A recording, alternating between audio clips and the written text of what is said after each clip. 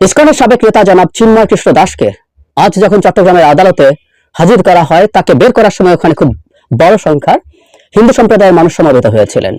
তাদের আবেগের জায়গা আছে, আমরা এটাকে শ্রদ্ধা করি। কিন্তু এরপর যে ঘটনাটা ঘটলো, সেখানে একজন মুসলিম আইনজীবী হত্যাকাণ্ডের শিকার হয়েছেন, যাকে মারাত্মকভাবে জখম করে হত্যা করা হয়েছে। প্রাথমিকভাবে অভিযোগের তীর হিন্দু সম্প্রদায়ের মানুষের দিকে যাচ্ছে। আমরা এটাকে প্রাথমিকভাবে অভিযোগের কথা বলছি এবং এটা হওয়ার সম্ভাবনা খুব বেশি। মানে অন্তত ওই যে জামায়াত তৈরি হয়েছিল সেখান থেকে এই ঘটনা হয়েছে বলে ধারণা করা হচ্ছে।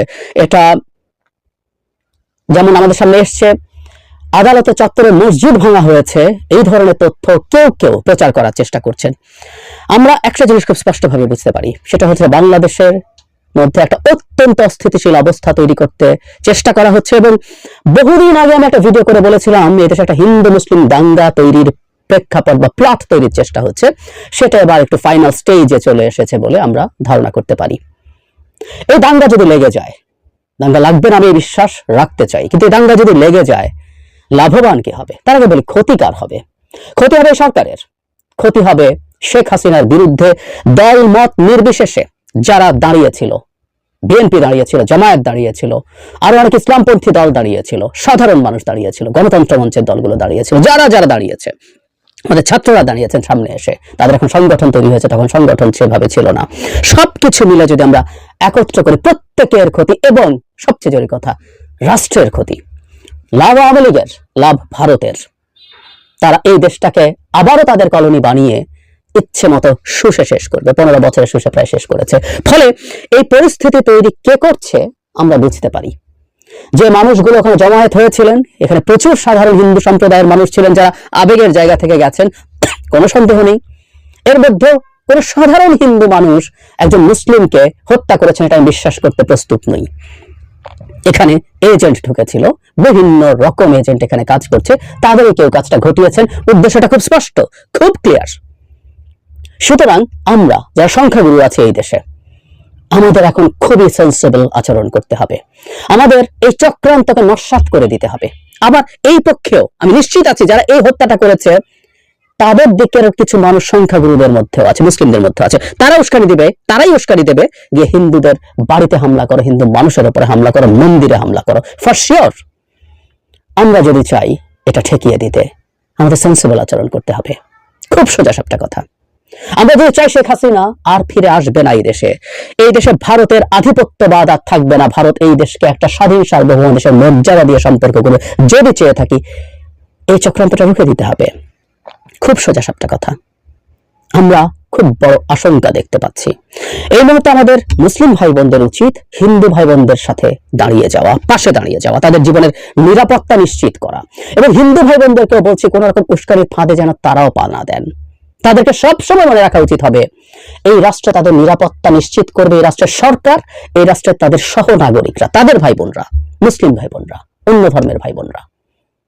ভারতের দিক থেকে যাতে কিছু না হয়। এবং আমি আগেও বলেছি, তারা যেন এই প্রত্যাশা না করেন ভারতে সেখানে কিছু করবে। এটা কিন্তু সংঘাতের পরিস্থিতি আরো বাড়িয়ে দেবে। আমাদের দুটো সম্প্রদায়ের মানুষই যেন সংযত হই, সতর্ক হই। আমাদের এটা ঠেকিয়ে দিতে হবে। এবং এটা চট্টগ্রামে যদি কোনো এসকালেট করে, চট্টগ্রামের চেষ্টা কিন্তু দীর্ঘদিন থেকে হচ্ছে। আমাদের মনে আছে একজন মুসলিম ব্যবসায়ীর দোকানে হামলা করা হয়েছিল। আবারও বলছে এগুলো কেউ সাধারণ হিন্দু সম্প্রদায়ের মানুষ নন, এরা সব এজেন্ট। ওখানে সেটাকে কন্ট্রোল করতে আসা আইন শৃঙ্খলা রক্ষাকারী বাহিনীর গায়ে অ্যাসিড নিক্ষেপ করা হয়েছিল, যাতে সেনাবাহিনীর সদস্য সহ 7-8 জন আইন শৃঙ্খলা রক্ষাকারী বাহিনীর সদস্য আহত হয়েছিলেন। খুব স্পষ্ট কি করতে চাওয়া হয়েছে, সেটা সেই যাত্রা যেহেতু ব্যর্থ হয়েছে, এই যাত্রা এটাকে সফল করার চেষ্টা হচ্ছে। এবং এটা চিটাগাং না হলে আর কোথাও না কোথাও সেই চেষ্টা কিন্তু হবেই, নিশ্চিত থাকতে পারি আমরা। এবং আমাদের উচিত হবে যাবতীয় চক্রান্ত ব্যর্থ করে দেয়া। আমাদের শেখ হাসিনা চলে যাওয়ার পর সাম্প্রতিক সময় নানা ইস্যুতে আমাদের মধ্যে এক ধরনের বিভক্তি দেখা যাচ্ছিল।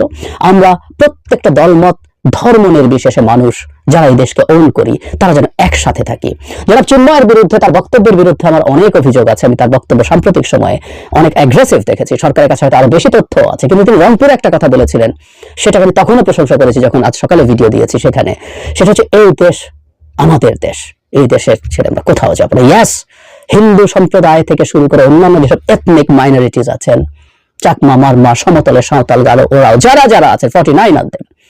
হিন্দু সম্প্রদায় তো একটা বড় সংখ্যা আছে, ছোট সংখ্যা, কয়েকশো বা কয়েক হাজার মানুষের যে এথনিক গোষ্ঠী আছে, ভাষিক যারা আছে, উর্দুভাষী যারা আছে, প্রত্যেকটা মানুষ তার পূর্ণ অধিকার নিয়ে এই দেশে থাকবেন। আমরা এমন একটা বাংলাদেশ দেখতে চাই, এবং আমরা এটা নিশ্চিত করব আমাদের এই মুহূর্তের সংকটের জায়গাগুলো আমরা যেন ধৈর্য নিয়ে, পরস্পরের প্রতি সহমর্মিতা নিয়ে কাটিয়ে দিতে পারি। এর মধ্যেই যাতে কেউ ধর্মের জিগির তুলে দাঙ্গা মারে অধর্ম, ইসলামেও কোনোভাবেই সেটা কেউ কখনো সমর্থন করে, কিন্তু করে। ওই যে আবারও বলছি, মুসলিমদের মধ্যেও তাদের এজেন্ট হয়তো আছে যারা দাঙ্গা বাঁধাতে চায়, নানা ফর্মে নানা চেহারায় এসে হাজির হয়। ইসকন থাকবে কি থাকবে না, ওকে কি করতে হবে না কি করতে হবে না, এই আলাপের সময় একদমই এখন না। সেটা হিন্দু ধর্ম শুধু না, ইসকনের প্রতিষ্ঠানের উপরে যেন কোনো পাল্টা পদক্ষেপ নিয়ে আনা হয়। ইসকন মানে হিন্দু ধর্ম না, কিন্তু এই জিনিসগুলো, এই উত্তেজনাগুলো এই মুহূর্তে যে কোনো মূল্যে আমাদেরকে পরিহার করতে হবে। আমরা খুব বড় বিপদের মুখে দাঁড়িয়ে আছি।